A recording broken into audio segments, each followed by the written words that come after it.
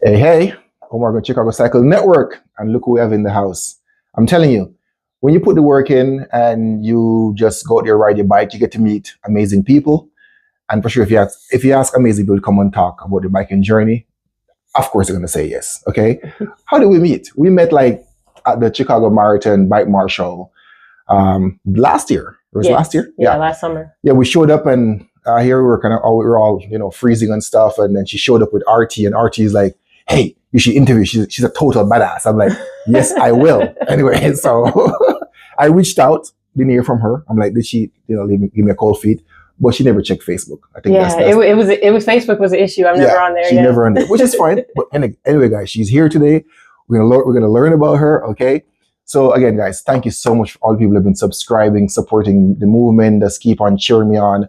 And I'm telling you, when you get to learn about her, we know some really, really fascinating stories about her. But this is why Chicago is an amazing place. We've got people from all backgrounds, shapes, size. By the way, she's as tall as me. She's about 6'5". No, I'm kidding. I'm kidding. She's about 6 feet. One time I'm like, man, you're pretty tall. I didn't realize that. Yes. But she's a tall one, and she's strong, and her numbers speak for itself. If she watch, if because I've stalked her on Zwift. I mean Strava. Yes. Both, yeah. So I've seen her numbers. I'm like, man, she can put some watts down, man. Cool stuff. But yeah, she's one of the reasons why I think Chicago is an amazing place, and it's just amazing to see one of my sisters out there biking. Okay, Wakanda forever. I have to say that.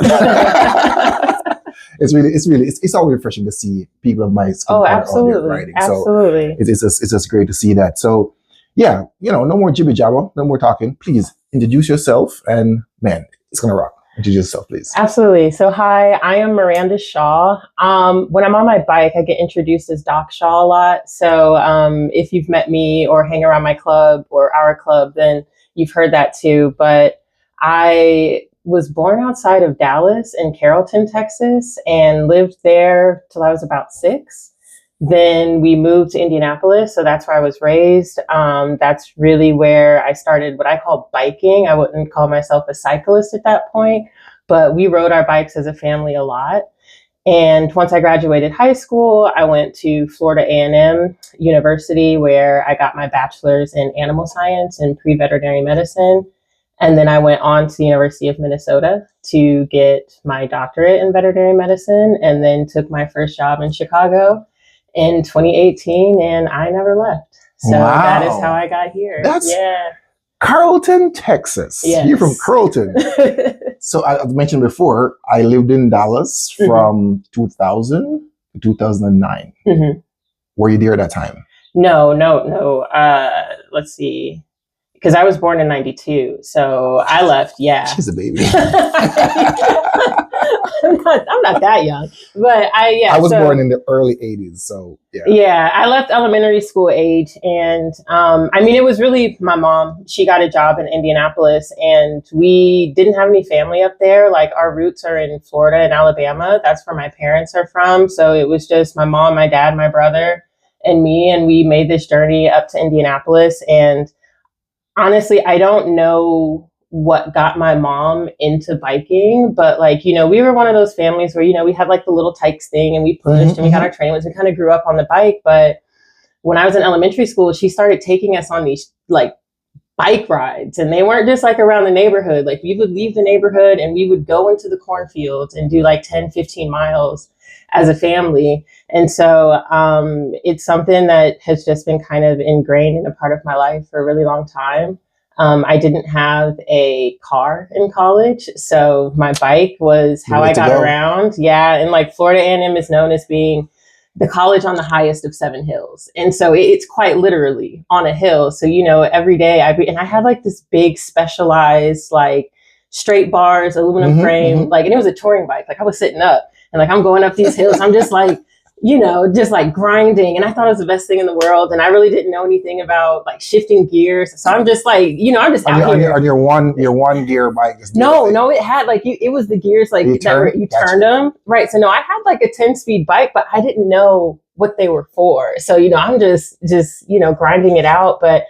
And then took the same bike to Minnesota and would ride. It's called the Land of 10,000 Lakes. So I would just be outside riding around the lakes and just really just enjoying being on the bike. And so it wasn't until I got to Chicago where I was really introduced into the world of cycling. Into the more insanity level of cycling. But anyway, before we go, I want to give a big shout out to your mom because she got you into cycling. So thank you for getting her started earlier. She did in her day, and now again, I see your numbers, and your numbers are totally badass. So I'm sorry, I didn't mean to say that, but yeah, which is pretty cool. So you were born in Carlton, Texas. You're a true Texan, and I was always say all my exes live in Texas because I was there for a very, very long time, and I got to be very careful to go to Texas. I got to go sneak in and sneak out because I might get in some problem. But that's another story. My wife didn't hear that. But so then you said you moved to Florida. No, I moved to Indianapolis first. Yeah, I was in Indianapolis first. That's where I was raised. I like to say born in Texas, but raised in Indiana because elementary through high school was really in Indianapolis. Yeah. Gotcha. So why did you want to study animal science? I was always into science and I was always into animals. It was kind of, my dad was too. We used to bond over, like we'd sit and watch Discovery Channel together and just, we were always really into it. But I didn't come from a family that we didn't have a lot of pets. My mom had this no creepy crawly rule. And so creepy crawly was anything that wasn't a cat or a dog. So that means she wouldn't want to meet me because I'm kind of creepy. Yeah. So it was so it's we had a couple of dogs, and when they transitioned, we eventually got some cats, but I did not have this life filled with animals, but I always kind of felt like that's what I want to do though. And so, I locked onto that idea quite early on, probably when I was about 10 or 11 years old, and never let it go. And my parents fully supported me. They made sure that throughout high school that I got experience, in vet clinics and even in other medical areas, just to be like, are you sure this is what you want to do? Are you sure? Yeah. And so, I just never let that idea go and kept down that path. And here we are. Wow. 65 years later, we're here. Now, okay. So now you work, you're a veterinarian now. Mm-hmm. So what exactly, do you work at a clinic? Do you? No, so I work in a very niche area of our field. I am actually a mobile hospice and in-home euthanasia veterinarian. So I only do end-of-life care. I travel to people's homes in the Chicagoland and surrounding area and provide end-of-life services for their pet, essentially. So the majority of what I do is euthanasia. It's helping families and pets in their most difficult moments and their most painful moments. And then some of the friends that I see aren't quite there yet. And so that's what we would consider hospice. And so, we have a discussion about what are we struggling with? What are your main concerns? And how can I step in and make the time that we have left more comfortable and make it quality time, not just time, but we want good quality time with our pets. Yeah. So any of you guys, cycling guys out there, I had no idea about this. So if you have a pet and, you have somebody can reach out, the information going to be down somewhere later on after you guys watch this. But yeah, I did not know that. But for sure, I remember when I met you for the first time, and sure, RTD said Doc Shaw or something like that. Yeah, that's where the doc and I was asking, okay, and then he's like, no, cool, man. I'm like, that even make it even more doper in my book. So mainly in the Chicago proper, do you ever go out of state or?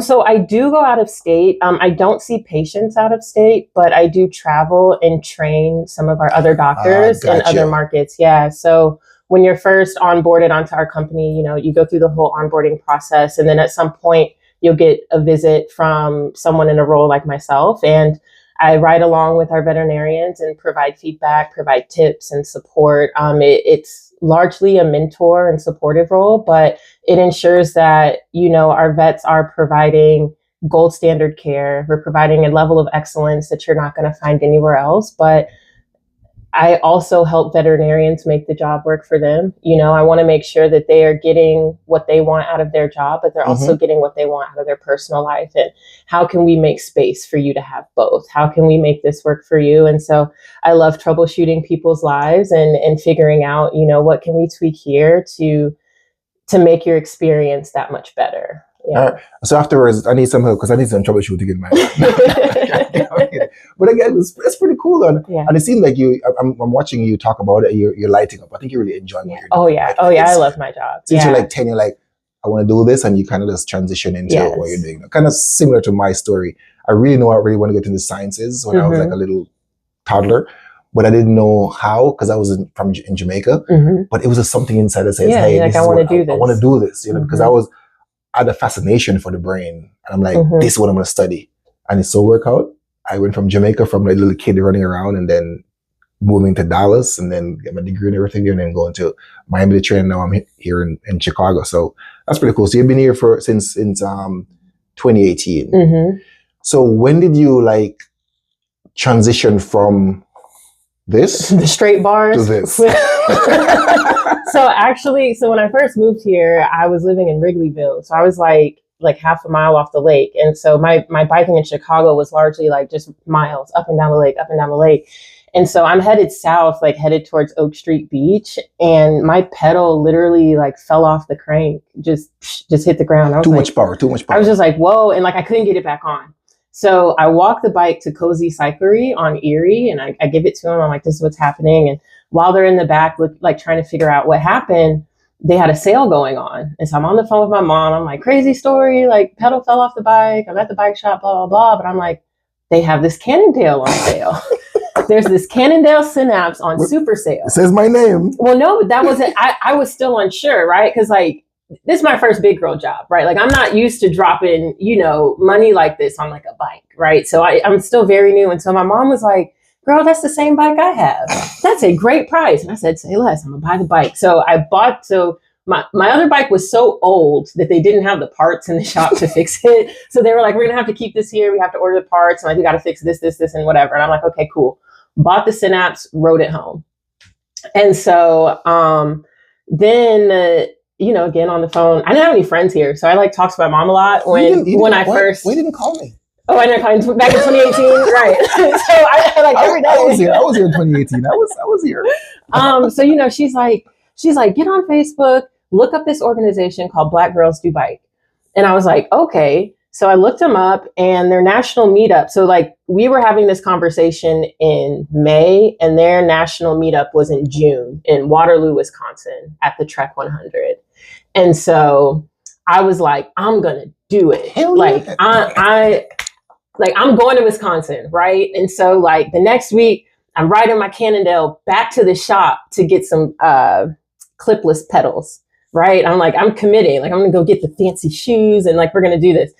That bike ride, I like crashed on Lake Michigan. Like I hit a wall. I'm like on the sidewalk. Like I wasn't even in the street because like I'm still very new. Like I'm scared to be in the street. So how you didn't unclip or didn't clip? I didn't even have them yet. I was on my way to the shop.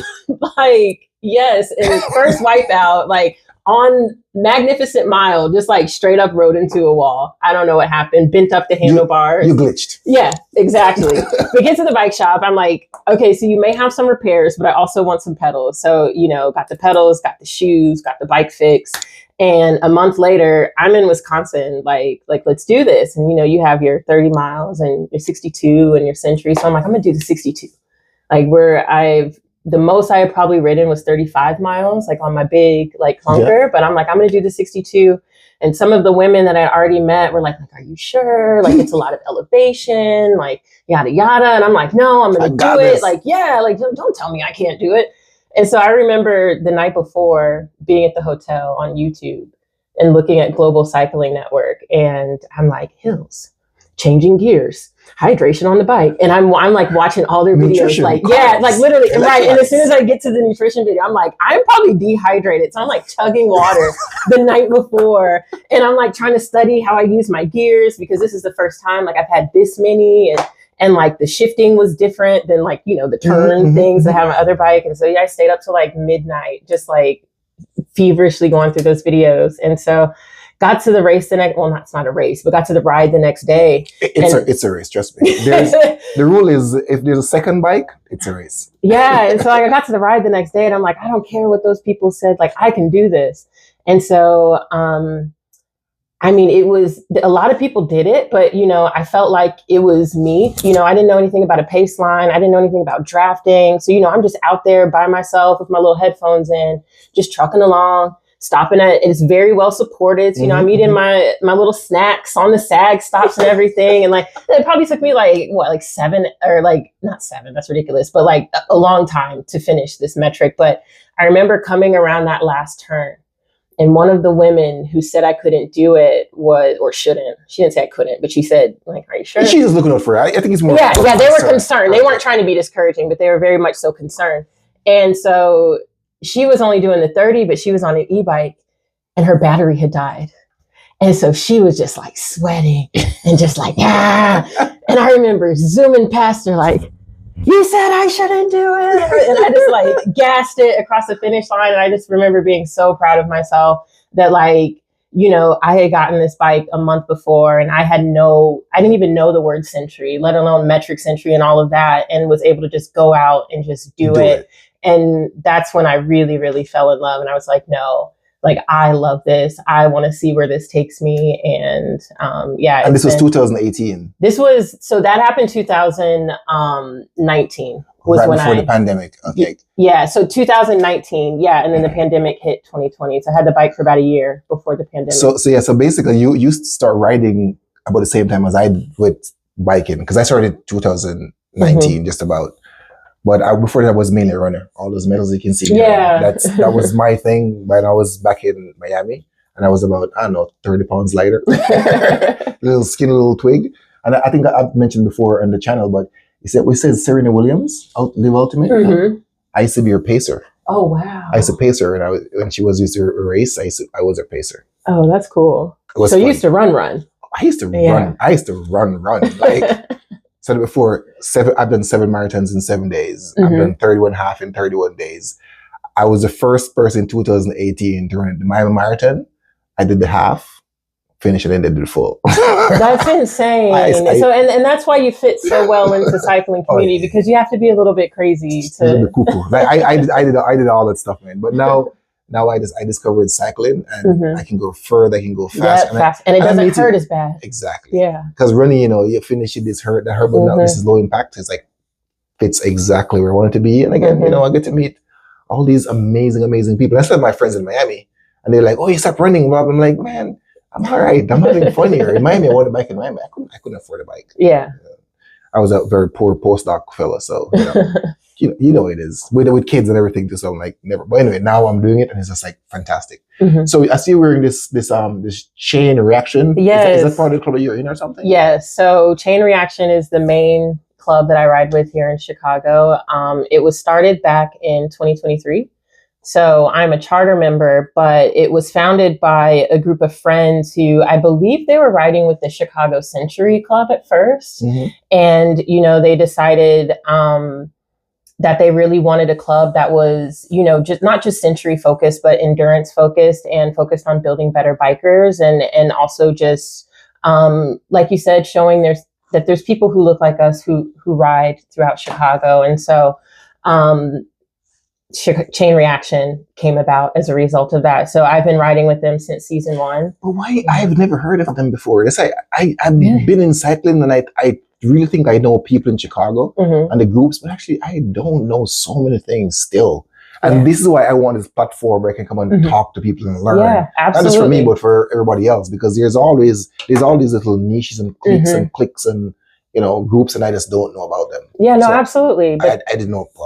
But that's the beautiful thing about riding in Chicago, is that there are so many different clubs and organizations that are geared towards specific styles of riding, that, like, no matter what kind of cyclist you are, everyone from leisure cyclist, I want to hop on my bike and do a smooth 5 miles and like get brunch, to the hardcore, like, listen, we're out at 5 a.m. on a Friday, we're doing 60 miles, right? And we're dropping you to like keep up, like, and everything in between. And so I just love that you can fall in, wherever you fit in and whatever feels comfortable for you. But then there's so much crossover. Right. So this is why I think these guys at Half Acre do a fantastic job by doing I don't know if you heard of the website called ChicagoGroupRides.com. Oh, no, I haven't heard of that. So all this website, basically, ChicagoGroupRides.com, it have almost all the group rides in Chicago listed every single day, time, where to meet, everything. Yeah. And if you're not on the list, I definitely want to get us on the list. Email them, and they will add you to do we meet on Thursday? I mean,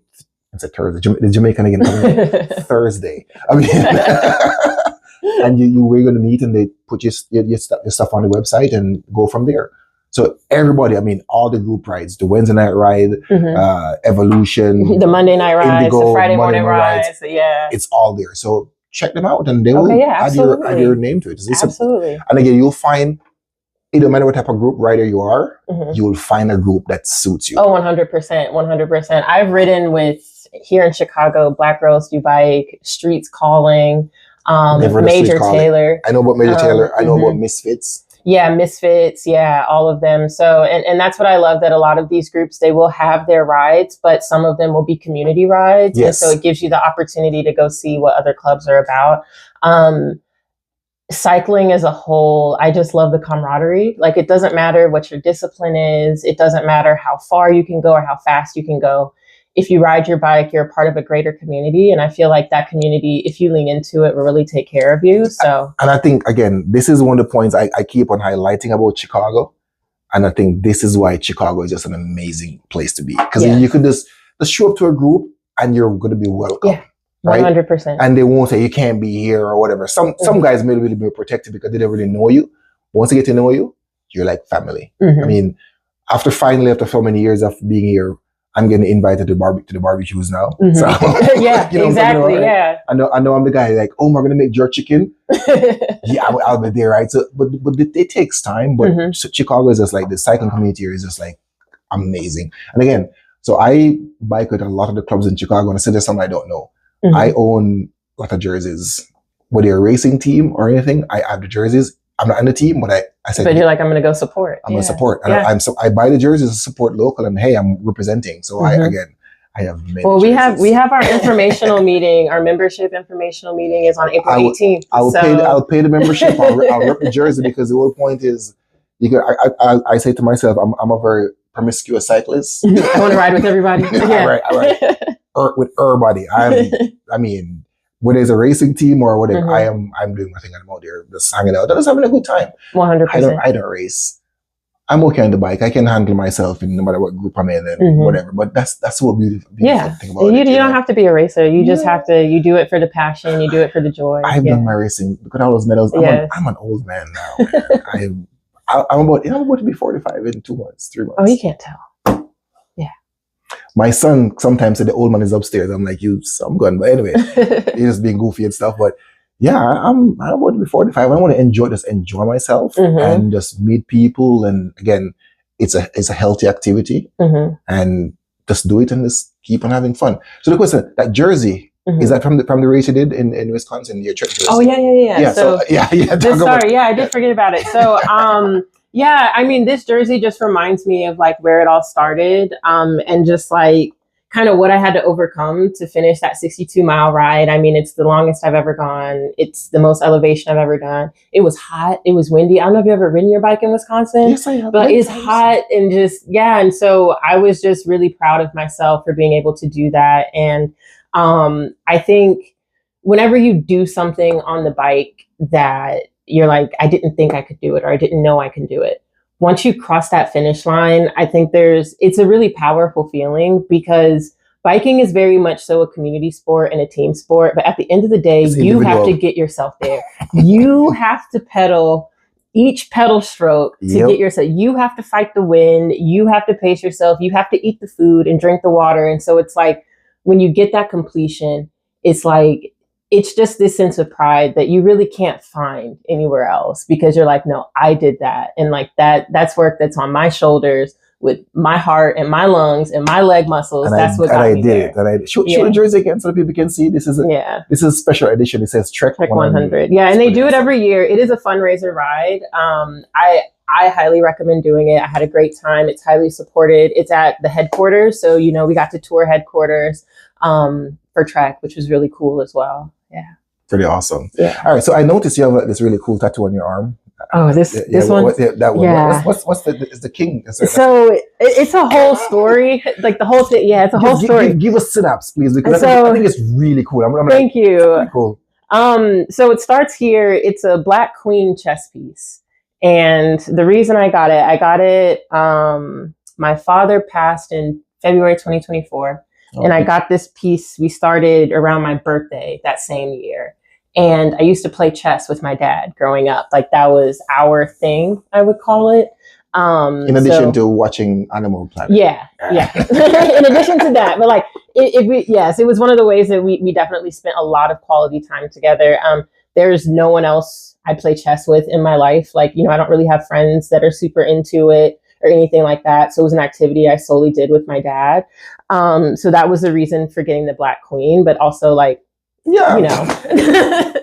So then I knew that already. Come on. Yeah. So then, on the back, the rest of it is a Phantom of the Opera. It's a Phantom of the Opera motif. And so when... I see the face mask. Yeah, the mask with the rose, and you have pieces of the shattered chandelier on this side, and then you have music notes from the main theme, but it's only the flute part. And so the reason being for this was that is how my mom and I bonded when we were growing up as well. So anytime the Phantom of the Opera came to Indiana or Indianapolis, we would go see it live. She took me to New York to see it live. When we would go on road trips, we would play the soundtrack and we would like sing the different parts back and forth. So it's just something I want to be your mom.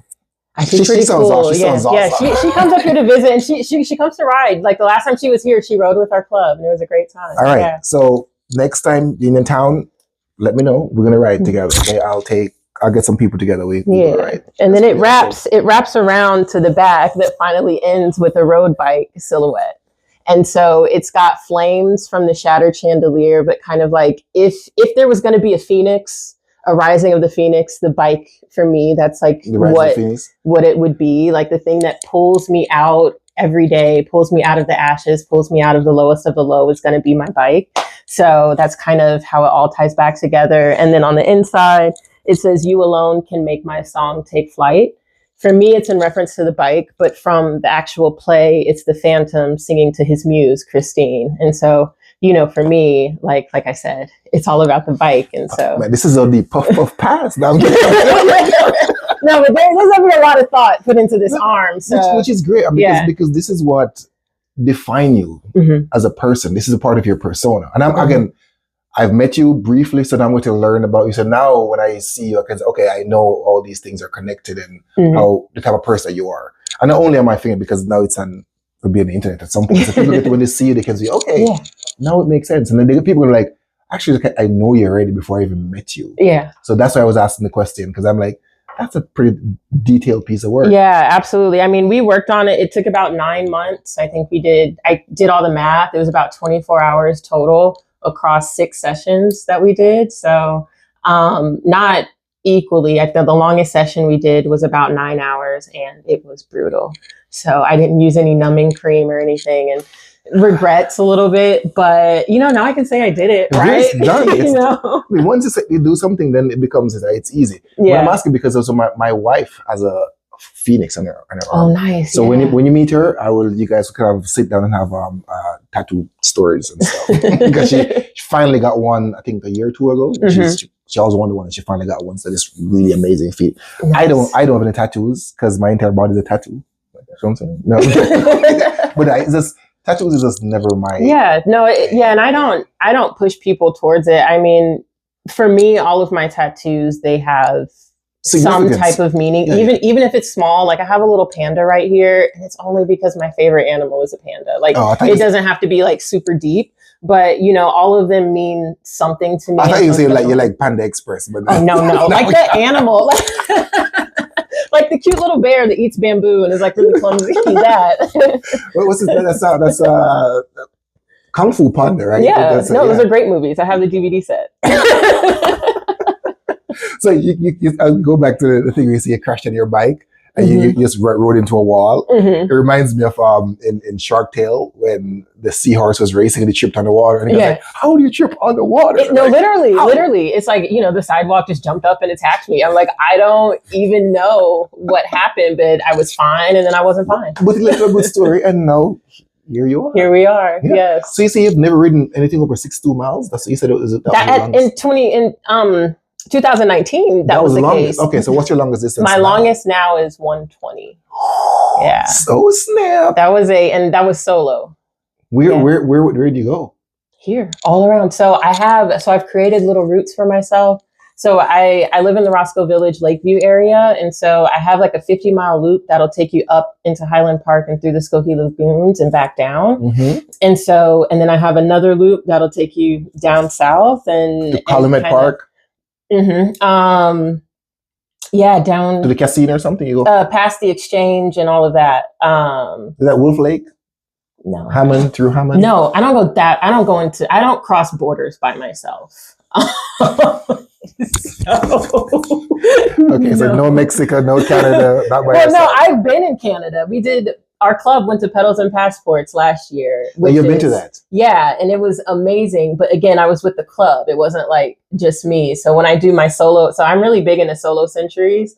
When I do those, it's around Chicago. So I just have my own little like loops that will take me to the city. If it's go through Calumet Park and exit Calumet Park, you're actually in Indiana. Yeah. There's a sign that says welcome. You're like right there. So maybe you should try. Maybe you should try to get over the fear, the phobia just by going there. You go to Calumet Park. I'm telling you, it's right. You're right in Indiana. Yeah. We have a loop here. It's pretty cool. We make these border runs all the time. Mm-hmm. We do it like CRCC does it as a club, but when it's just me out there, it's just me.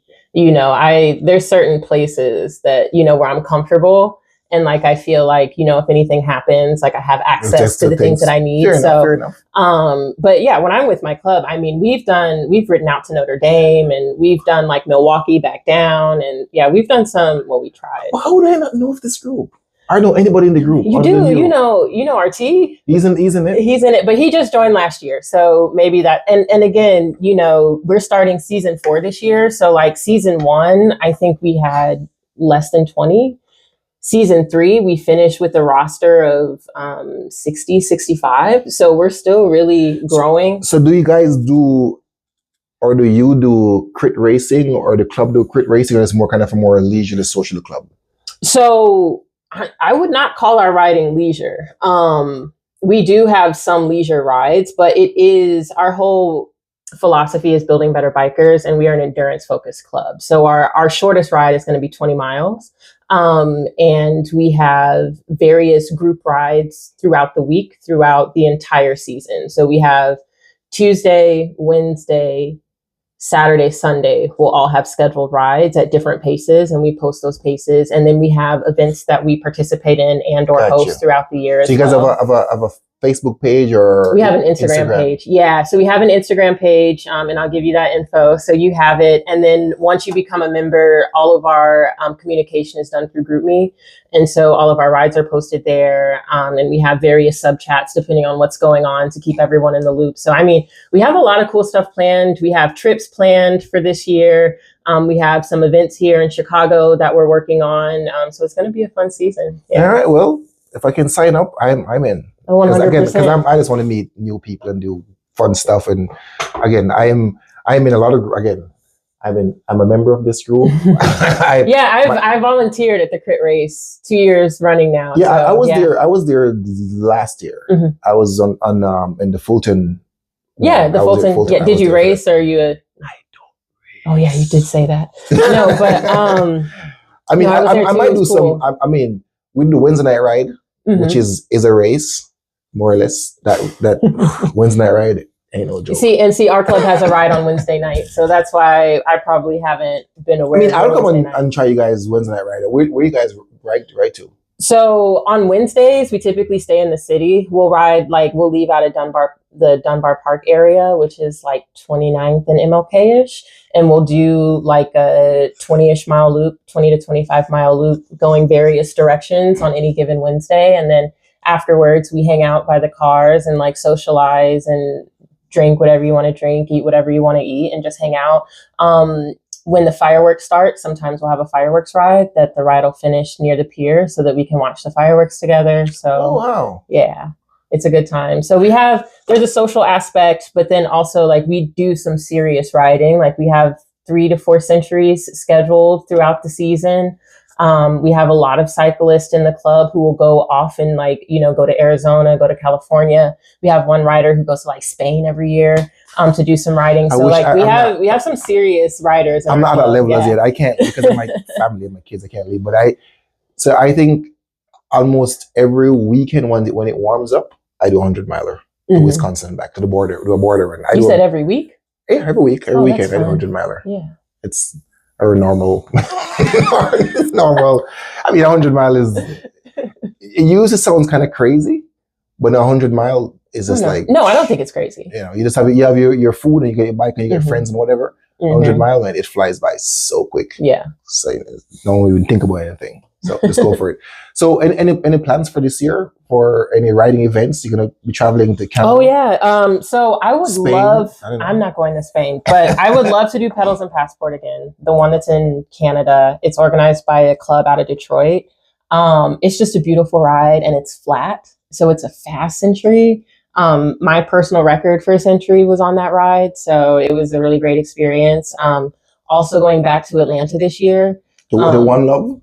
Yeah, it's their 20th anniversary. So I just feel like you need to be there. Everybody keep on saying you need to be there. Yeah. Especially, like, I don't know, it's an anniversary year. It's just kind of feeling like you should do it. When is it? Labor Day weekend. It's just tricky, man, with my family and kids, man. Yeah. It's tricky to leave. Okay. So my friend Kendall does it. A bunch of guys from Major Taylor do it. RT probably. It is one of the largest gatherings of Black cyclists in the country. One of the largest, I would say. All right, I need to start writing these things down. And I mean, it is a time. I mean, it's a ride Thursday, Friday, Saturday, Sunday. Don't quote me, but it is a series of rides. There's a fish fry. There's a some type of social event after the main event, like the day everyone does the century or metric and everything. You meet cyclists from all over the country. Like it's really hard to put in words. I'm gonna put in my bucket list. My bucket list ride for this year, I think I want to do is the Tour de Chi. Oh yeah, I've heard about it. I haven't done it yet. I'm gonna do it because I want to go support Ben Amali. Basically all 77 neighborhood in Chicago. It sounds like they might be adding some neighborhoods this year. So. Oh really? But it is. There's more than, but I thought it was only 77, or there's more than 77.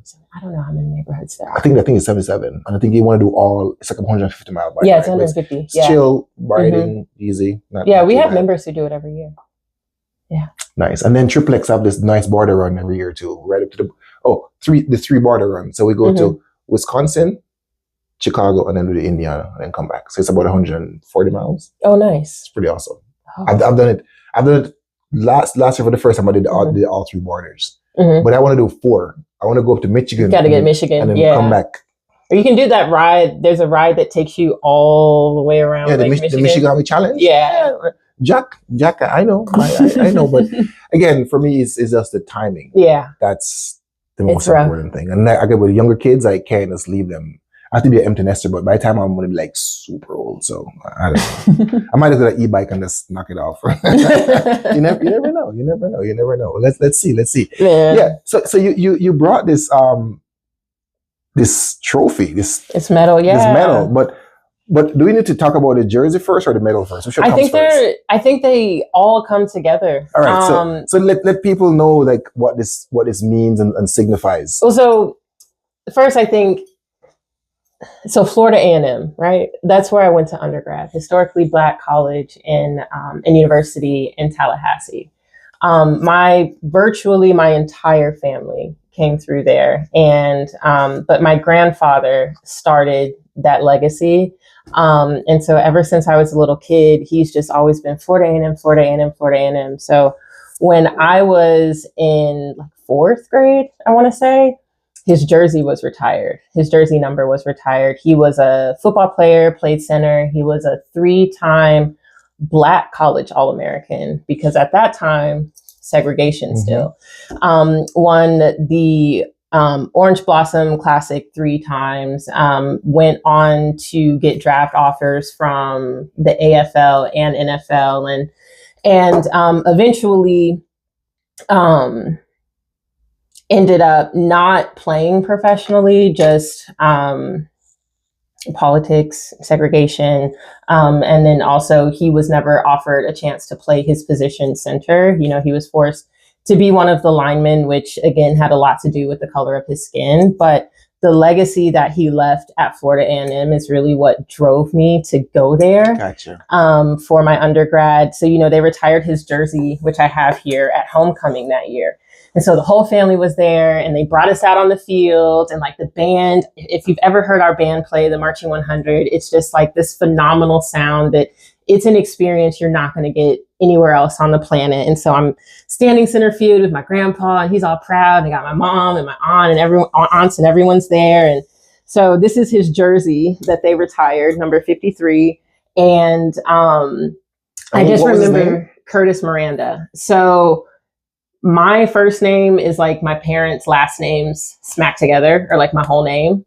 So my mom's maiden name is Miranda. Everybody on that side, their last name is Miranda. Dad's last name is Shaw.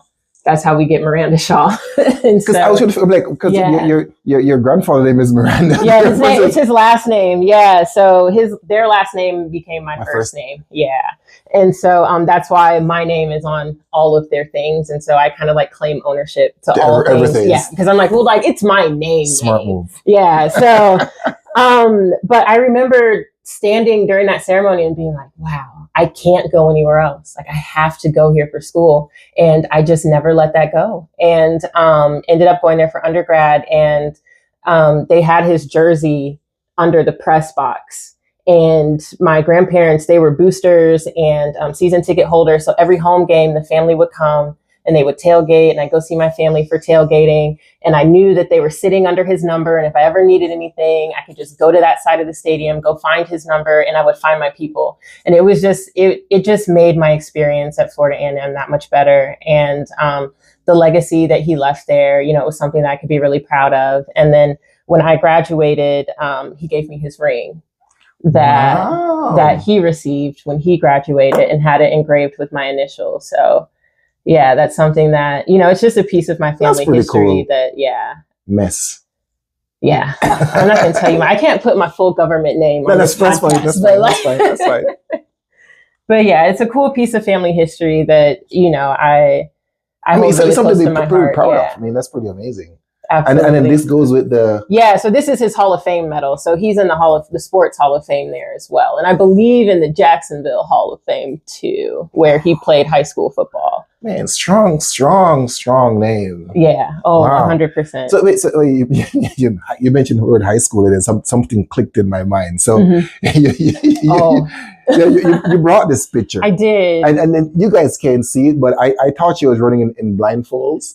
But it's on my nose. I don't know if you guys can see it, but she's right here. It's like she's not wearing a blindfold. So do you want to tell the story about Yeah, this? So I did a lot of sports. I'm a dabbler. Like I dabble in a lot of different things. So what sport do you play? The dabbling. Okay, so my consistent You're pretty tall. sports, You're like 6 feet. Yeah, I'm pretty tall. I never did basketball, so I'm just like open up there. Never did like the tall people sports. Yeah, like no basketball, no volleyball for me.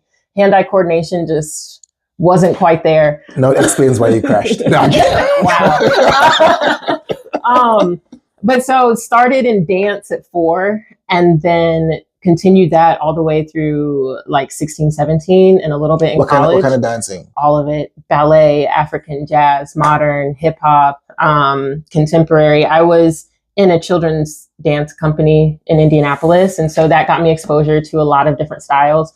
We were mainly an African dance company, but we did all genres. And so that allowed me to travel the country to a lot of dance conferences and get to know a lot of people that way. And so that's where my foundation was. And when I got into school, track and cross country was my bread and butter. Long jump, high jump, relays. And then there was a brief stint in soccer for like 2 weeks. I went to Austria for a world soccer tournament. Really? Yeah. There's a program, it's called People to People Student Ambassadors that President Eisenhower started. And the whole concept is to spread peace through understanding.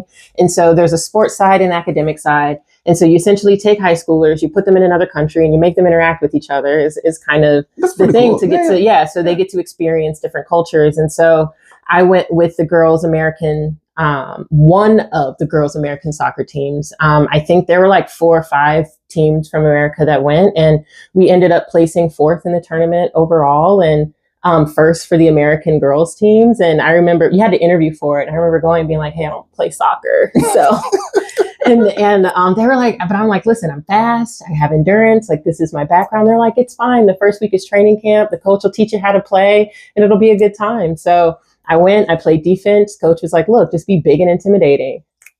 Yeah. I can do that. That's me. So that was my brief stint in soccer. And then senior year of high school, I did rugby, which brings us to this picture. That's intense stuff, man. Rugby is like I this, did, like, yeah. So I had to like beg my parents to play. They were like, no. yeah, They were like, there's stop. nothing. There's no, but there's like rules. Like, that's enough. So we don't need pads. We have rules, and the rules, if you follow them, protect you. So what happened? Someone didn't follow the rules. In our first scrimmage, was going in for a tackle. Now, my form was probably questionable, if you let my dad tell the story. But long story short, I got stiff-armed in the face, and it snapped my nose. Like, my mother was like up in the stands, and she's like, I heard your nose break. And so like my dad, I remember him, he grabbed me by the collar of my jersey and is like dragging me off the field. And I'm like, no, I want to play. And I'm like trying to, like, I can't see. Like, I don't know if you've ever been hit that hard in the face, no, but like, and I don't play there's like a flash of white light, and then there's lots of fluid situation going on. And I'm like just trying to wipe everything away. Like, no, I'm going to play. Let me see. And so we ended up at the ER. And they were like, well, it's broken. And so, you know, it was crooked. Like, she snapped it. Like, it was an S. And so I had to get surgery to get it fixed, and did all that, healed up within a couple of weeks. But I'm like, okay, let's go. It's time to play rugby again. And my dad was like, you need to protect your face. And he wanted me to wear one of those big, like, basketball plastic masks that they do. But that's illegal. It's not regulation. So what we did was the cast, have it in my pocket, the cast from the surgery, they created like this little plastic shield for my nose to wear. And so we took athletic tape and wrapped it around the cast, and then we would put it on my face, and then we would tape it to my face. Right. And so I looked absolutely ridiculous. I knew fully that this probably wasn't providing any type of protection. No, it's psychomagical. Like, yeah, it's psychomagical. Like, if this is what I have to do to make, and my dad was probably like, if she feels stupid enough, maybe she'll just quit. And I was like, no, I got something for you. So like, my team and I would make a whole spectacle of it. We would like gather around, and someone would have my hair and the other one would have the and people just like running around my face, and other teams were like, what are they doing? And I was absolutely ridiculous, but it was like the absolute best time. Like, it was one of the most fun sports I've ever played. Yeah. Wow. So did you guys win the game? This game, probably. Like, we were a pretty good team. It was a club sport, so we didn't have like an official season. We would go to like exhibition games and like play other high schools and stuff around. But I mean, we had a very, very strong team. I remember going to one tournament, and we were beating this team so bad that our coach was like, stop scoring. Look, no, it wasn't that. We had to pass the ball like 10 times before we were allowed to score. And I don't know if you know anything about rugby, but that's a lot of times. Yeah, because especially when the team you're playing isn't super great. Yeah. It's like back pass. Yeah, exactly. Back so pass. yeah, we were a pretty decent team, but it was short-lived because of how dangerous it was. Yes. So do you like go pick up rugby games, or no? So now your main sport is just it's cycling. Yeah, it's the bike. Yeah. And you don't do any marathons, half marathons? No, you couldn't pay me enough to run. I will lift, I'll lift weights. I skate sometimes. I have inline skates, and I really enjoy doing that when I just need a break from the bike. But if I'm doing cardio, if I'm exercising, I'm probably on my bike. And you do yoga. Who does yoga? You don't do yoga? I don't do yoga. Who was I saw on your Instagram doing that downward dog? That's like a it was a joke. Like it's like a joke. I don't. I was gonna give you credit for doing yoga because I stalk your Instagram, and I'm like, she does yoga too, but that was a joke. Yeah, no, I have this like little jokes bit. on me. Yeah, I have this little bit that I do where I can like turn myself into a chicken, like that's out of the oven, and so that's probably what you were seeing. But during COVID, I just found I was just really bored. So there's just like special talents I stumbled upon. But like yoga, I like the idea of yoga, right? Like more flexibility, more strength, more control and power, and the meditative state that people get from it, like in theory, all amazing. In actuality, my lived experience while doing yoga is torturous. It's too slow paced. I don't want to be on my wrist for that long. Yeah, I don't want to lay down and breathe in and breathe out and be slow and just, oh my goodness, I just like, let me go. I feel like I'm ready to go. So, do you have any problem with claustrophobia, or no? Just want to be on the move? I just want to be on the go. Yeah, so but that's why cycling is so appealing. Which might explain why you travel for work. Yeah. Exactly. There might be a connection there. I'm not a psychologist, but I think it might explain. Oh no, there's definitely a connection for sure. People tell me I need to like relax all the time, but that's why I love cycling so much, because it's like the ultimate release. Like no matter what kind of day I had, whether I'm happy, whether I'm sad, angry, stressed, whatever's going on, it's like you can get on your bike and get back to neutral. Right. And it provides this sense of clarity. It's a reset. Exactly. And so I think that's what a lot of people get from yoga too. But it's just easier for me to kind of reach that flow state on a bike and have that mental clarity that I'm looking for, have the endorphin flow that I'm looking for. And like a lot of my issues, like if I'm struggling with just like how I feel about myself, my confidence, if I'm struggling with something at work or a personal relationship, I can probably get on the bike and connect the dots that I need to connect to move through the issue while I'm on my bike. And it's really hard to feel frantic and frazzled and stressed when you're focused on your breathing and smooth pedal stroke and, you know, whatever you're focused on for that day. It's really, it brings everything back to the moment. So I think you and I connect on that level, and running used to do that for me, but now it's biking. Like people see me on my bike and they don't realize the amount of things I'm troubleshooting, experiments in my mind. I'm thinking about hypothesis. I'm thinking, okay, why does this experiment didn't work? Yeah. Why is my wife mad at me again? Exactly. You know, why is my kids doing this and not doing that? But you're not just spinning your wheels, no pun intended, but you actually reach a point of solution. Right? You're not stuck in the anxiousness of it all. You're not stuck in the disappointment. You're not stuck in the anger. It's like you're able to move past and be like, okay, well, here's what I need to do next. Exactly. Yeah. Like, okay, we have a problem. The problem is not going to change. What are my solutions? I just like troubleshoot. I do this like all the time. Oh, 100%. And then when I'm in like on a pace line and riding with all these guys, I'm thinking, okay, I'm you know, because Wednesday night riding have these sprint points, and we try to win them and try to be on the dean's list. Yeah. And I'm thinking, okay, who is on the ride? When should I hit it hard? What should I do? Whose wheel do I need to be on? Am I on the outside? The exactly. Like all these things I'm calculating in the back of my head. You can't be thinking about, you know, the bills and stuff when you're trying to hold that wheel and click through the gears. Look, bills are going to be bills. Yeah. We're going to be work. If I solve all my work problems, I would never job. So, right? That's how I think of things, right? So those things will going to be what they are. So again, but biking really, again, for mental health, whether it's running or whatever, yoga, whatever you're into, but biking is actually one of those mediums that I use for that. Plus, I get to meet some dope people. Man. Oh, 100%. Like, I'm meeting you and talking to you, and I'm like picking up all these, my spider sense, picking up all these cool things. Like, I think you're a cool person. Like, Thank you. Legit. Thank you. Like, legit. I sense it. And if we talk about like your grandfather, your mother, your dad and stuff, you see, you have a brother? I do have an older brother, yeah. I can sense the family connection, which this is kind of what my family, you know, we ride a lot together. We go a lot of camping, do a lot of events together. They're not here because they're in spring break, but I have to be at home because I have work to do and stuff we're picking up at work. So I'm here so I can do all this cool stuff. All right. So a little bit, maybe on a little more kind of a serious note, but you know, this is a reality question I want to ask you. As a female Black cyclist in Chicago, what are some of the challenges, if you have any, that you feel could be better, or what you've faced so far in your time of being here?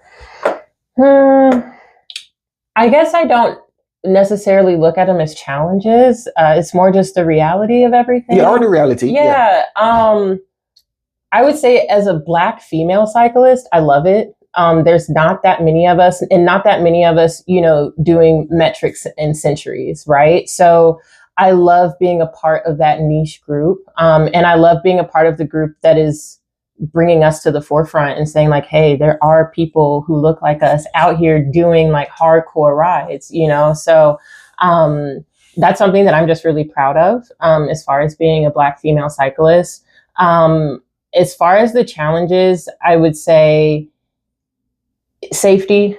You know, it's finding safety, finding your community. that used to, I would say, be a challenge or a reality for me. But ever since I found chain reaction, like I've really felt like I've been at home. So, but yeah, I would say just riding through the city for me, it's going to be safety is my biggest challenge. Because once I got connected within the cycling community, everything else just kind of faded away. Right. Yeah, the loneliness, the not knowing where I'm going, the not having the routes and all of that stuff. Once I found my little community within cycling, like it just became so much easier and so many more doors opened up. So, I would say the hardest part is finding that group where you feel like you're at home. And it took some shopping before I found that. Like I said, I've ridden with several different clubs around here and they were all wonderful clubs, but it wasn't until I found Chain Reaction that I really felt like, okay, like this is my home. This is my bread and butter. Like this is my club. So yeah, I would say that's what it is. Yeah. Well, I'm happy to meet you, and I've met, I don't know if you ever met Rachel Pinson. Mm-mm. You know Rachel? I haven't met Rachel yet. Met her recently too. She I think she's Chicago United, I think. She backs to them. I think I'm still meeting people. Like I can't believe RT has been here for a long, and I just met RT like not too long ago. Yeah. Right? And meeting people from Misfits and a few maybe Taylor. But I'm on the kind of the North Shore side. So I'm probably like one of one. Yeah, and that's probably why you may not have heard of Chain Reaction too. A lot of our stuff operates on the South side, and we have a few members from the North side, but I would say, our reach may not have gotten all the way up to you yet, or at least until now. Yeah, right. And then of course there's Patrick Lena. Like everybody know Patrick Lena. Like you have to meet Patrick. He's a cool dude. He's a cool dude. He builds bikes. He reviews them. If you have a biking question, look at the channel. You'll figure something out. Oh, absolutely. You can always tell him the high sent you because he's a good dude. He's a good dude. So yeah. So in the wintertime in Chicago, how do you survive the winters? Oh yeah, no.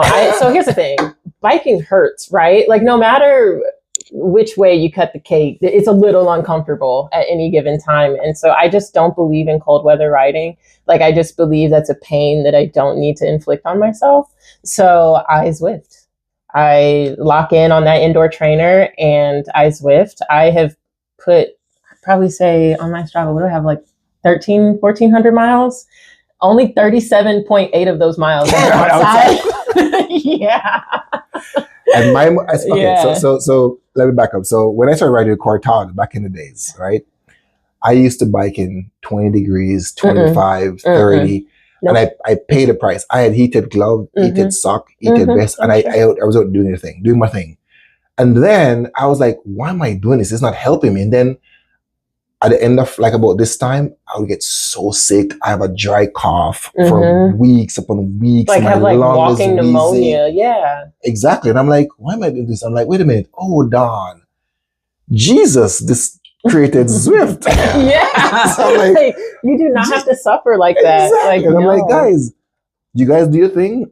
For the past 3 years, I have cut that stuff out. I'm like, nope. If it's below 45, 40, I might go to my friends. Other than that, I'm not doing it no more. Like 50. Like if it's below 50, and you're hard pressed to get me out at 50 degrees, like truly. No, I can do 50 I have gears and stuff for that. But below, like going back to those days in 25 degrees and stuff and biking on my 20mm tires and having like snow falling in my face. No. Which bring me to the point. I am Jamaican. I'm built for the heat. The heat, yeah. Not for sleet. Yeah. I say that too. People will be like, "Oh, well, you grew up in Indiana, so you like must be used to it." No, you don't understand. My blood. Fun, but no. I mean, again, if I have to do it, I will. But again, you don't have to. Like, in what world do you have to? Like, you have to? Well, had to. Plus, I also say now I can be on Zwift for like 4 or 5 hours, and my wife can never say I left the house. Yeah. She can't play a card because I'm here. She can't, like, I'm here. I'm here. I'm still useless. but I'm here. And yeah, and people think that like I'm crazy for doing, like I've done centuries on Zwift and people think that's absolutely ridiculous. They're like, after 45 minutes, I'm over it. And I'm just like, no. And the thing that I love about it is there is so much value in being able to do the targeted training that Zwift allows. And so like, I've been really big for the last 2 years on zone 2 training. And when I say zone 2, I'm talking about my heart rate, not power. I know some people kind of Blue go ball back and too, forth. yeah. Yeah, but I solely focus on my heart rate and the gains that I have seen by doing, focusing zone 2. And then when I get to the outdoor season and the rides that used to be hard are now. They're like, what? Yeah, like, because I was on Zwift. I was on Zwift. Doing my thing. And that's what again, I remember when I used to be on Zwift back in my early days. And I'm like, you know, they have these different paces, right? And I'm like, see friends like biking with like Genie and Jackets. And I'm like, how the hell do you guys do that? That's like 3.7 watts like with Genie. And then I'm like, and I kept on putting in the work. Right. And the next thing you know, you're chilling with Genie at 3.5. I chill with Constance. Constance is he's a lot. She's my dude. They're all female. Oh, they are? I didn't know that. Yeah, all female. Constance is intense. Yeah, that's one I like at all time. So, and again, because you put the work in and you see your progression, and you're like, wow, like even I can start with Constance, and as I ride and settle in the ride, I'm zoned to the entire time. And I just I kind of stick it there, right? And then the big challenge now on Zwift, every now and they have this spacer called Big Meg or MIG. That's like 6.6 watts per kg. I back with him sometimes whenever I see it. I have not ridden with her. I think they're all females and they're all the same weight. I think they're all 175. Oh, they're all the same. Okay, nice. So we weigh about the same, but. And I don't, so the thing I love about Zwift is like, yes, they have the pacers, but there's group so rides. Many different options. Like, and like when I first started, I wasn't even doing the pacer group rides. I was just like out there, just like I would pick a route and I'd be like, let's go, like, let's get it. And I love seeing just like all the people from all the different countries the flags, riding with you. Right. And then they have the different events. So like, there's so much in there to keep you motivated. Right, because they have Zwift games and they have Tour de Zwift and they have your workout plans that you can do. Different worlds and and you can get your little badges, your little outfits. So I've done all the worlds in Zwift. I've ridden in all of them. I haven't collected all the badges. No, I've done every single route in every single world on Zwift that you can drop down thing. Yeah. For me, all those Watopia. Mercury Island in France, in Yorkshire, I've done every single route. London, I've done every route. Nice. I've done everything. Which kept me motivated in staying there. I've done everything. Was it? I think I've gotten most of the England rides done. Yeah. I have the only ones left in Watopia are like the ones with the massive climbs. Like those ones I still need to finish.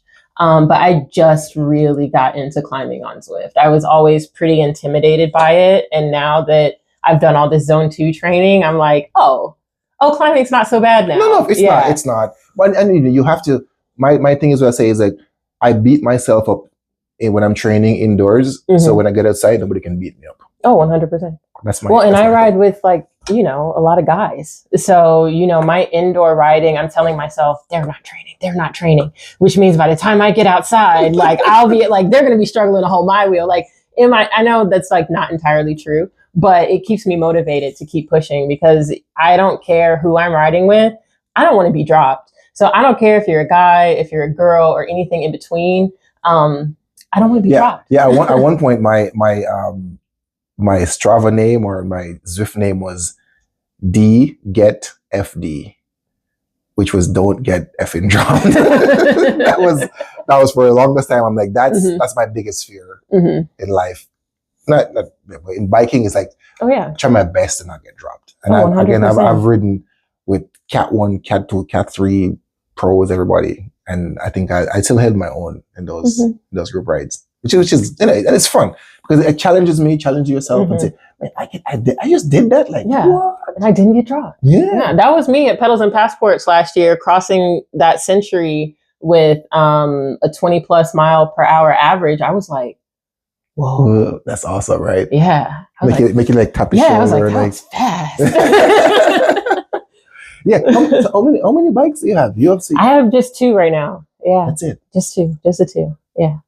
What's wrong with? No, I'm kidding. Don't do that because I'm enjoying the journey of like growing into the sport, right? So I got my Synapse and it was the 10 speeds with the mechanical shifting, and I rode that for 2 seasons, and like I rode it, like I was holding my own on, my little. So no 12 speed as yet. Okay, I did that for 2 seasons, and then in 2024, I upgraded to the Trek Amonda, which I believe they have since discontinued. But that one is 12-speed, carbon frame, and electronic shifting, and all of that. Yeah, hey, you can definitely tell. I've never seen that one before. No, because you always catch me at volunteer shifts. And so for my volunteer shifts, I take out the Cannondale Synapse. It's just a little bit more sturdy. It feels a little bit more like more endurance. For utility. Yeah. So, and God forbid I fall on that Emonda and scratch it up. I will be just so, and I have fallen on it, but don't scratch. I'm not taking it Rubber side down. Yeah, I'm not taking it to my volunteer shifts. Gotcha. But see, you got 2 bikes now. I have 2 bikes now. So you haven't gotten into gravel biking as yet. Have you done any gravel? No, I have not done any gravel biking. Bike. I need a gravel bike? Yeah. because you need to have at least, I don't know, like 38 millimeters on your tires. Because if not, you got a problem with the gravel and comfort and everything. So you might need a gravel bike. I'm just saying. To get into a new discipline? Yeah. I am trying my hand. It's a big thing now. It's gravel. I know. Like a big thing. I know. I've seen it. I am trying my hand at mountain biking this summer. So that's 4 bikes now, right? Yeah. So you have 2 bikes now. And I also kind of want, like, we live in a city, right? So I kind of want a fixie. See, that's fine. Yeah, See? I know. It just like it adds up really fast. Yeah, it does. And then like a fat tire bike could be really fun too. Like in the winter, that might be something that would get me out in the cold. Like if I got a fat tire bike. All my friends, they also get fat tire bike, but I'm like, you guys have those bikes and you guys have garages. I don't have a garage to store stuff. I don't either. So but we have wall space, right? Man, I like these stuff for my wall space. And they've only ridden their fat tire bike maybe like 5 times or 4 times for the entire year. I'm like, yeah, I need more than that. If I lived in Miami, I would get when I'm going to the beach because people the beach in Miami and stuff. That's pretty awesome. But yeah, I'm not. But check out a gravel bike. You can go to do the DPRT. It's because your Emonda is disc brake. So you probably could clear like a 32. Should be okay on DPRT. What tire size are you running now? 28. 20. Nope. 25. No, don't say that. You gotta change 28. I know everybody says that. Yeah. No, 28. Again, I ride 25s for a long time, and people are like, 20s is a new thing. I'm like, and I tried them. Like, oh my god. Yeah, no, it's a world of difference. And now I try 30. Even more so. I'm gonna only do 28s and 30s. 32 I can do, but I think 30 is a sweet spot, man. It's so much better. No bounce, no vibration. It's just like a little low tire pressure, and oh my god, it feels so good. So next time I get tires. Next time you get tires, get thirds. I'm not trying to mansplain. Okay. No, it's funny because I've already decided. I've already decided I was going to get bigger tires, but it wasn't going to be till I wore out the tires I already have. Right. So. Just don't. And I feel that if you have 25s, they want to or 23, you want to change 28s, don't sell those. Just because you're passing on the trouble to somebody else. Just kill them first. Yeah. Then upgrade. I'm not going to go through the hassle of selling used tires. That's ridiculous. I'm telling you. We're going to talk about once you get 20s or 30s, let's talk some more. It's like life-changing. Oh my God. It's amazing. Are you running GP5000? Tire brand like GP5000. Is it Victoria? Yes. Victoria? Yes. Which I have, but GP5000, again, I'm not mansplaining. I'm just putting in a plug. I'm telling you. Oh my God. GP5000. Mind blowing. Yeah. You can feel the difference. A lot of people ride them because they're so compliant. So smooth, so soft. Of course, there's actually, I think, Specialized have some tires too, and Pirelli, but all my bikes, that's all I run. The GP5000. They're so good. Okay, well, when I'm ready to upgrade. Yes. Which hopefully it'll be this season. I've had these tires for a while and they're just really good. They're not. Oh, and the other thing, you're probably running like the regular black tubes, right? All right. Again, not mansplaining. Try TPUs. Okay. If you're still running inner tubes, or if you're gonna go tubeless. I have no experience with tubeless, so I can't tell you. I don't have it. The only experience I have with tubeless is someone's sealant being all over me. Okay, so I'm as I get friends who have tubeless, when they work, and when they don't, It's they gross. don't. Yeah, it is a mess. So I still run tubes and I do TPUs. And at the end, I'll share what they look like and the big difference. And because again, we're a bunch of like weight weenies. So the lighter the bike is well, no, I don't feel. I don't care about the weight. The way I always thought about weight was like, if you ride competitively, sure, knock but at our level, yeah, I'm like, because like if you're beating me at our level, no, you beat me. Like you're getting a slightly lighter, bike part here and there isn't going to change the difference, right? But so I'm not as concerned about that. But when it comes to comfort and aesthetics, 100%. And I guarantee you for sure. The 28s, 30 is going to be for comfort and aesthetics, and so that depending on the color of your bike, like the rim and looking like this. Oh, the gum. It just looks so cool. Or like all black. All black. Yeah, fair enough. Fair enough. Because like my bike frame is like iridescent, and when the sunlight hits it, it like sparkles. And so is that the chameleon? Is it chameleon? No, it was called like black prism or something like that. But yeah, it's kind of got like these purple undertones, but when the sun hits it, it looks like a prism, like a rainbow. So I just don't want the gum color to like interfere with my sparkle. So does your handlebar tape is black, or does it matches the kind of iridescent? No, so right now it's purple to like bring out the purple that was in there, but I did recently purchase some iridescent tape and caps. So when I take it in for the spring tune-up, I'll have them switch everything out. Which bike shop do you go to?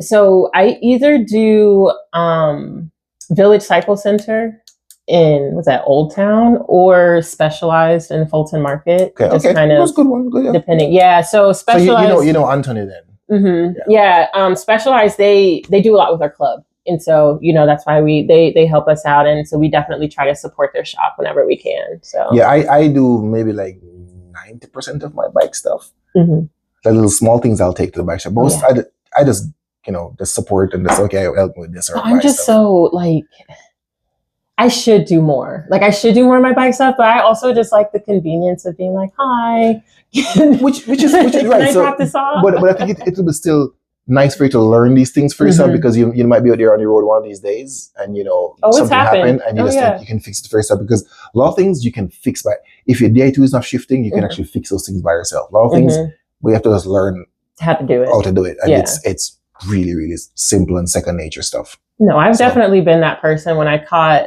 one of my first flats, I was on the side of the road, like in like the forest preserves near Skokie Lagoons, like on YouTube, like, okay, gotta do what now? Oh, and then I need the special adapter piece. And but in your toolkit, you have your CO2 canister. Yeah, I have all the stuff. Oh yeah, 100%. I know that there's like CO2 cans are almost dead now, right? People have like pumps now. Yeah, I do know that. Yeah. Well, and I mean the pump, because like with the canister, you have to make sure you have the special little adapter to puncture it and stuff. So. I'm still a pump canister guy. But they have like those electronic pumps I have now. it, but I still want it for you. The engagement. It's just I want it, so I still stick to the canister. I've seen the benefit of both, because like the battery powered pumps, I've seen them run out on our rides. Like they were good to fix like one flat tire, and then someone else got a flat, and now the pump is dead. Yeah. And so and to me it take a little bit too long, but that's fine. But whatever you want to use, just go for it. But again, I still I'm kind of old school with some things. And there's that engagement with the CO2 and the gauge and everything is just like so cool. So I still that's the scientist, and you just want to tinker with something. Yeah. You just want to use your hands. Call me a tinkler. No, but I very much so enjoyed the journey of like graduating to the next level, going from the straight bar aluminum bike, not knowing how to shift and all of that, to getting a road bike, to upgrading the road bike, and then to getting into all the nuance of like what you can do from the handlebars to the wheels to the tires to your cassette. Like there's just so many different things. So, I've enjoyed just like learning what options are out there and adapting like, what works for you and your style of riding. Fair enough. Again, I just want to do certain things because sometimes I just can't, I don't have the time. And if I want to change my chain, I want to change my chain myself. And the changing is really simple. You got the tools and it's like, done. Cassette, same thing too, done. Bottom bracket, you got the right tools, done. Because I like to switch my chain rings out sometimes to different ones and experiment a little bit. I remember the first time I tried to take a pedal off. I didn't have the right tool. That was a nosebleed. Yeah. Not the right tool. Oh, I did Easy. that. Yeah. Since you own a carbon bike, Mhm. do you own a torque wrench? No. Well, That's something that everybody should. If you own a carbon bike, you should have okay. it. Why you need to have one is because if you tighten something and the bike shop is closed, right? Mhm. The each carbon part on your bike, if you tighten it too much, you can crack the carbon. Oh yeah.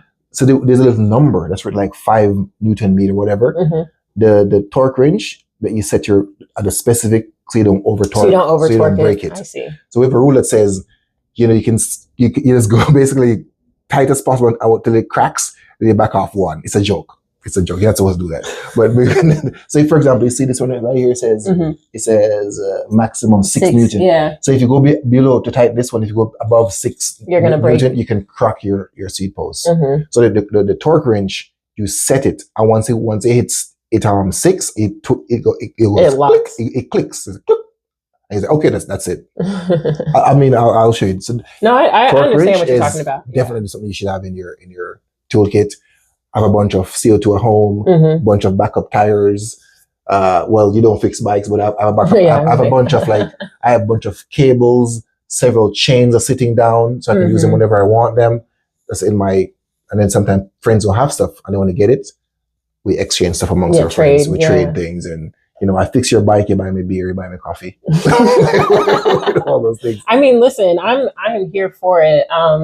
I am not as well versed in the mechanics of a bike as you are, believe me, but each year I pick up something new, so. And that's the key.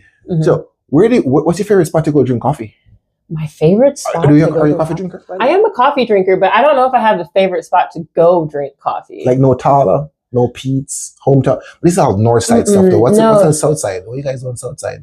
Well, I live on the north side. But I call it south because it's like 2 miles from here. Yeah, no, that's not the south side. If you're still north of downtown, it's not the south side. If you're referring for me, I call it south. And then people are going to get mad. They're going to see, neither one of us are from Chicago. Sorry. And we're trying to define what is the south side. South side for me. South side for me. Like literally, if I go a mile or two south of Rogers Park, it is south for me. So I personally like to make it at home. I like the Lavazza or whatever you can get from, it's just a coffee brand they have in a grocery store, but it's like Italian espresso type. And I have a French press. So I like to ground my beans and, have like a whole ritual. And I have like my kettle on the stove and you heat it up, but you don't want to heat it up too much so you don't burn your beans. And you do. Yeah. I like to, that's what I tinker with. See, I'm learning about your coffee. Okay, one day you're going to invite me in RTO for some coffee if it's allowed. Yeah. So now I do coffee outside of the home, but inside I do mainly mushroom coffee. Oh yeah, I've heard of that. So like Shumo and whatever, I do a lot of that. I have a bunch of other stuff at home because I can do without coffee. I've gone months like no coffee, and every year I do like a month or two like dry months, no alcohol, no nothing. And no coffee. I don't really need coffee. It's more kind of a social thing. Oh, funny. I've been drinking coffee since I was little. Like my dad, my dad would go get his hair cut and he would get Starbucks for himself. And he knew don't come home without something for this child. Yeah, because I grew up in Jamaica, so coffee drinking wasn't a big thing. And when I was in college, same thing. I really started getting coffee when I was in grad school because I used to make in the department, and I'm like, okay, but I never. I mean, I can do it on coffee.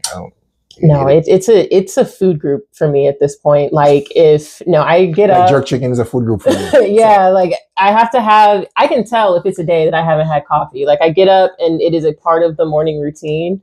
So, and it's something I use as pre-workout too. If I'm hitting a late night ride on Zwift and I'm I need a little boost, but we can't go crazy. I'll just have a cup of coffee. Or some green tea sometimes will do the trick, but no, I love the stuff. If I'm having a bad day, I'm let me get some coffee. It'll make the day better. Nice. Yeah, one more thing. So you say you have all these different routes. Mm-hmm. What's one of your most favorite routes to ride here in this is my go-to Zen place? My go-to route is to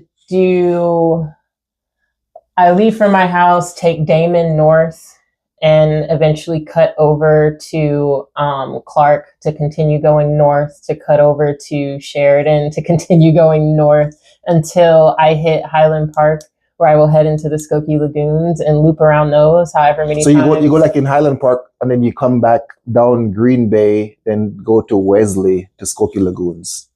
Something like that. Some I'll do like a little. So once you get far enough north, sometimes I'll just ride through Highland Park a little bit before going over to Skokie Lagoon. So sometimes I access it from a different point every time. But you can, I mean, essentially, if you take, where Sheridan into like Tower Road, I think it is. Yes. You can take Tower Road like all the way over. West of Skokie. Yeah, correct. west to Skokie. Or you can take Old Green Bay and then go on Sheridan. And like loop. Yeah. Go to Sheridan and then take Sheridan. Or you can go Old Green Bay and then pop back on Green Bay and then take Green Bay. Yeah, I've done all of those. So it just kind of depends on the day. But I just love to ride north because it's so many trees. And the roads are like wide open for the most part. So you kind of get a little bit of the city feel, but you also get like I'm out in nature and like touching grass. Yeah. I love that. So, and then I will, the Skokie Lagoons will connect to, I forget the name of the trail. Yeah, the North Branch Trail. Yeah, it connects to North Branch Trail, and I can take that all the way back, right? And then take it all the way back to like Lawrence. It goes far. And I cut over to Elston and then take that home. And so if I do the whole thing and loop the lagoons, I get a good 50 miles from that. So from home to get a nice 50 miles, I have to go head north. I have to go all the way to like Lake Bluff and back. Mm-hmm. Yeah. Go to the coffee stop up there. Not Tala. What's the name of the place again? There's a famous coffee shop that everybody go to. I'm going blank. Wait, we go there and we come back. Where they have the intelligentsia race, there's a coffee shop right there. Hansa. Okay. So from home to Hansa and back is like 50 miles. Nice. But to get a little bit extra, we go on the bike path all the way to the naval base to then come back. I don't think I've gone that far then. Mm-mm. Let's do it. Yeah, absolutely. I can leave my house and come pick you up. Like, you're not that far. Yeah. So. Pick up. You're going to ride. Well, that's what I mean. I'd like pick you up on the route. It's going to happen, okay? I'm going to get RT involved and some other people because I know like these streets up here. That's my thing. And I have a friend of mine. Have you ever heard about a Wanderer? Mm-hmm. So Wanderer is a app software that basically tracks all the places you can ride. Mm-hmm. So during COVID, let's say you start doing I'm looking like I'm doing yoga, but I'm not doing yoga. Yeah, that one. So a friend of mine picked up Wanderer, where he has ridden every single street in Chicago. Oh wow! Every street. You pick a random street. He has been on it. He has been on it before. That's cool. I think he's the second person to complete it. Mm-hmm. One of the guys did before him. But again, your street that you live on, he has biked on it before. That's cool. So that's a big undertaking. It's called Wanderer. Yeah. And now I think there's a guy that's trying to run all the streets in Chicago. Trying to run every single one. And more power to him. And it's funny because people think my goals are crazy because it's like I don't race, right? So people are like, why do you spend so much time on your bike? And I'm like, I just truly love it. Yeah. And then you hear people that are doing stuff like this. I'm like, no, that's crazy. Yeah, I mean, he's still talking about stories of him in Southside Chicago. Mm-hmm. I didn't say South Chicago, I said South Side, which means like two different things, South versus South Side. And he says the craziest thing for him there was actually getting chased by dogs because people don't put a dog on leash and stuff. And sometimes people see him and they'll ask him like, which is a cool thing, is like, man, are you doing a race or something like that? And then all of a sudden, people knew who he was. Yeah, in Southside Chicago. Yeah. Isn't that crazy? Yeah, it's like, and when we ride our bikes, like as a club through South Chicago and all of that, like, the kids running next to us and waving, and like the people sitting outside. And the veranda, they're like waving, like, what? And like we ride every Saturday. So like there's people that see us, and I would have never thought like Southside would be. I went there one time with Misfits, and I was like, one, I didn't realize there's so many bike lanes. That you can ride in bike lanes. I didn't know that was somewhere there. Two, we were there riding, and there were cops that were like waving to us and like protecting us. I'm like, well, this is not what the news says. It's pretty amazing riding Southside Chicago. Yeah. And people coming from church, kids, and all people waving, and I'm like, North side, get out the street, move, get out the way. Yeah, like, no, 100%. It's definitely a different vibe for sure. And you'd have never thought this. I would have never think. Well, and you don't know what you don't know, and like if you live up here with us, and it's just, don't get me, it is easier to go north than it is to go south. Yes, because like it's to avoid downtown, and just like a lot of serious cyclists don't want to get on the lake because there's so many pedestrians. But then if you're on the street, like if you have a bike path, it's probably dirty. If you have a bike lane, it's probably dirty. If you don't have a bike lane, it's like super dangerous. And so it's a find happy medium on this. Exactly. So it is hard to get out south sometimes, but no matter where you are in Chicago, it's beautiful bike riding, and it's a different experience. And I think that's what's so great about the Tour de Chi is that it really will highlight the uniqueness of all the different neighborhoods that you won't get to experience I'm just signed from up. like your I'm car. signed up. I'm doing it. I'm signed up. I got my jersey already. Got my water bottle. I got my socks. I got everything ready to go. I'm doing it. 150 miles. I'm doing it. So I can't wait. Looking forward to it. Like seriously. But we're gonna ride together because again, you're super cool. Okay, seriously. Thank you. I would have spent some more time with RT, meet my wife. We're gonna all get some ride together. We'll head up. Yeah, we should definitely organize something. Like a border run on my wife's birthday. She wanted to ride to the border for her birthday. We did like about an 84 mile. It's like 84 miles. I took her the shortest route. I took her straight up and straight back. And then we ended up stopping at CJ's Donut. And if you ever go to CJ, it's a famous place that everybody go to see. We stop at donuts at CJ's, and then the cool part is like right on Illinois Beach. That's where we're camping. We camp there all the time with the family and the Penn Zion area. So that was pretty cool. So we're gonna take you. My favorite road to bike here up north is like on Hunt Road. It's like about 7-8 miles. Just straight and flat. Straight and flat. Nice. No lights, no nothing. Just you and your thoughts. So you mean you're pushing like 30 miles per hour? We can do whatever we want. I mean, it depends on who you're with. But I have to just not get zoned out, because if I get zoned out, I'll just like repeat. But we actually, before we start the ride, we make a rule and say, okay, we're not gonna do this. And if people take off, we'll just let them go. Yeah. But then we know we can rip, but it's not the point, right? Just want to enjoy. But in the summer, it's like all gloves are off. And we just go for it. Let's go. But I won't make one of those rides because, it's going to be crazy. But Hunt Road, man, beautiful. You have gone up St. Mary, right? You've gone to Helm, then go up St. Mary to the Independence Grove. Oh, you got it. So if you go to the fort, and let's keep on heading west, and that's Elm. Elm become Everett. Okay. Everett ends into St. Mary's. St. Mary's is a straight shot until it ends in Buckley. Okay. You got to check that out. Hold on. I think I may have ridden some of these areas. Last year we did Milwaukee back to Chicago. And so I think... Did you guys go straight Sheridan, or did you go west to come back east?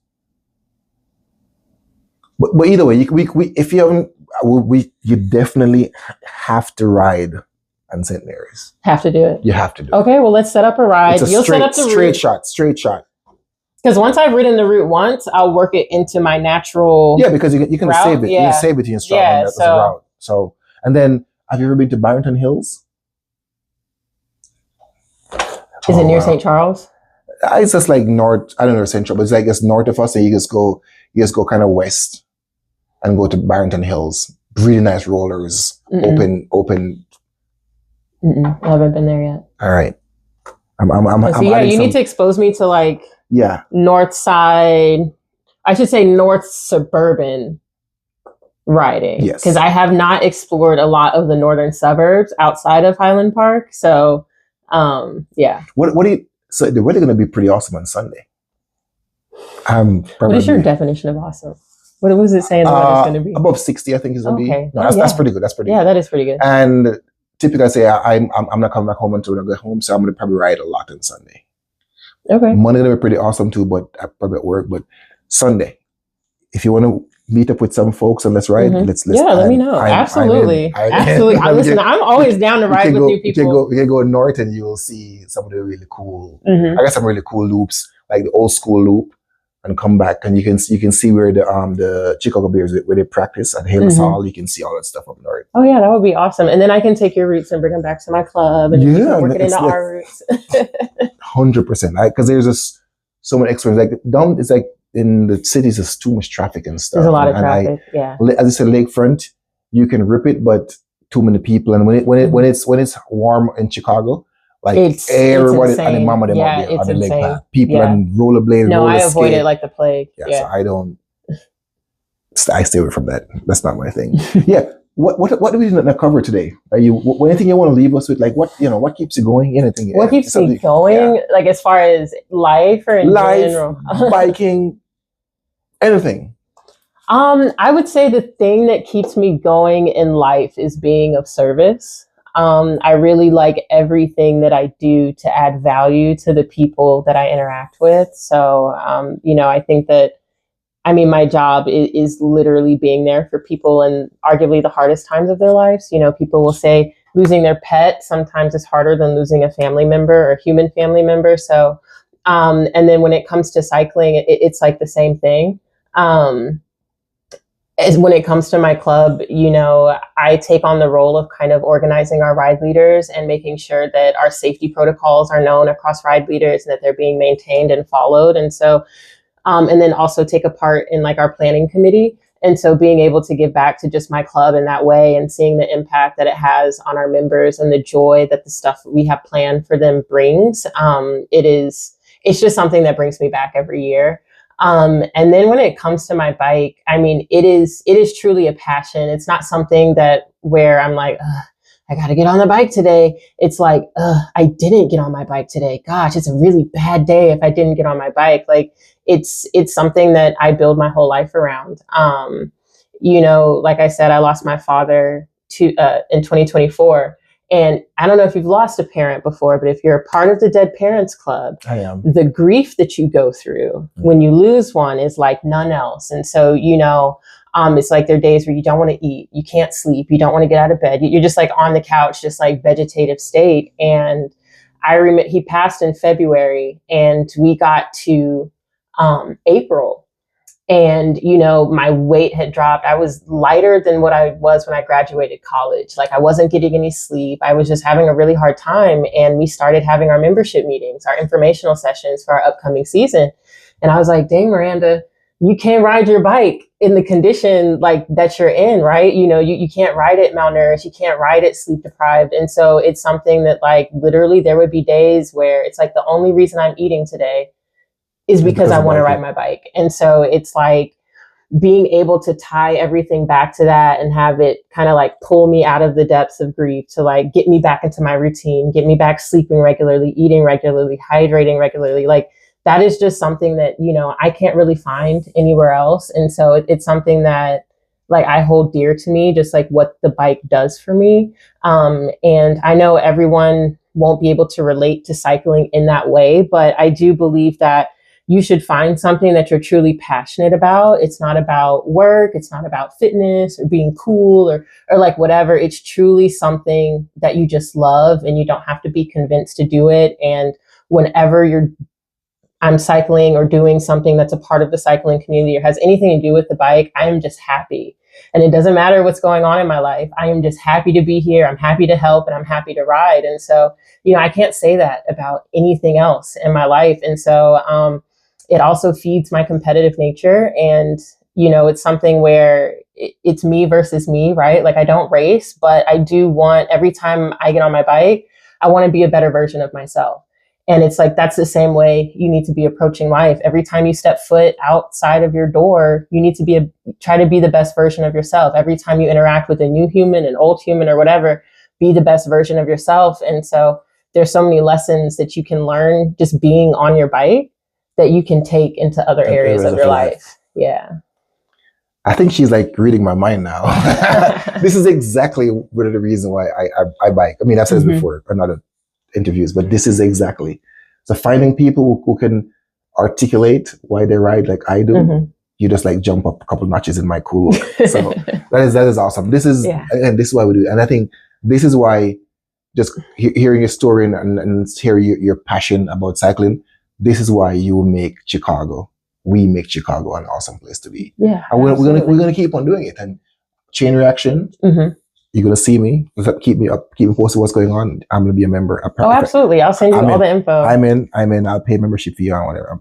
Again, I don't race, so people looking for racers, that's not me. No, we don't race. We have some members considering it for this season just to try it out. Like some crit races in the novice category. I think our fixie rider, he really wants to try his hand at it. So we're going to be there to support him, but you do not have to be a racer by any means. Perfect. Guys, we have heard from Doc Shaw. Okay, we went from Carrollton, Texas, all the way to Chicago, moving, high school, college. Talk about her dad, her grandfather, her mother. Was hey, thanks again, mom, for getting her early on in the heat of trying to understand cycling and getting into cycling. Her dad for pulling her up when she broke her nose and say, hey, but I got your back. The history of her grandfather. I mean, number 53, right? Miranda. Miranda Shaw. Now I get it, right? Yeah. she owns the family, like literally. she's the boss baby, right? Does your brother ride? No, he doesn't. He's more into football. So yeah, football and coaching. I mean, he's into a lot of sports. He's got a very analytical mind. So that's kind of his niche. I think he lifts. Like, I couldn't even tell you what he does for workouts, but I know it's not the bike. So. All right, bro. We need to get you on the bike eventually. You never know. But if it's not your thing, it's not your thing. But I'm just saying, it's a cool yeah, thing. it's something Mom and I stuck with. Yeah, plus kind of with your sister, your baby sister, right? You kind of together, you guys gonna go ride, and she can make you some nice coffee, which is a part of the tradition. Well, you guys, thank you so much for joining again. I had fun. I know, but you had fun? Yeah, I did. Absolutely. I had fun. Just like chilling and just chatting like we're at a coffee shop. And again, I get to learn so much about you. And again, this is why Chicago, again, is an awesome place to be, guys. We're going to keep it going and get more people to come on the channel and share your passion, as I mentioned before the last time. Not only is this a thing where you can learn about different people, but for the person to come on the channel, this can be your way of having a cycling diary. Mm-hmm. Because you're going to have this. Yeah. You can watch this video, show to you your forefathers, and who's going to come and say, hey, I did this, and this is what my cycling journey was about. So you're going to use for that. All right, guys. So